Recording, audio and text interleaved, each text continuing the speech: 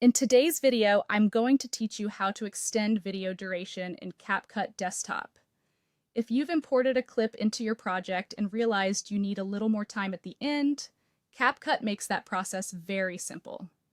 This only works when your original video file still has unused footage available beyond the part currently shown in the timeline, so keep that in mind as you follow along.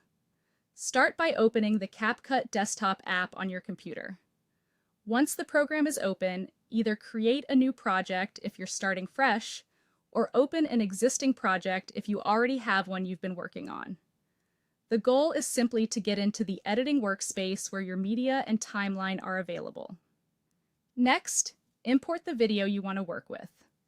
After the video has been brought into your project, add it to the timeline so you can begin editing it directly.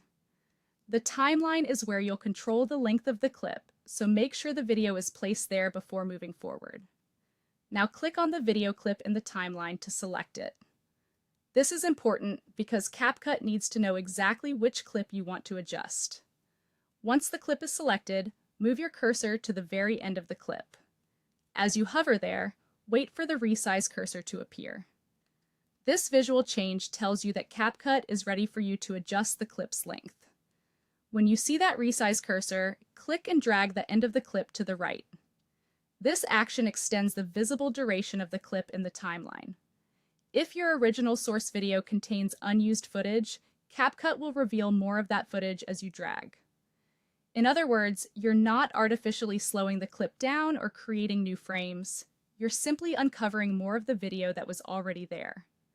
Once you've extended it as far as needed, release the mouse button to set the new duration. At this point, it's a good idea to preview your result to make sure everything looks right.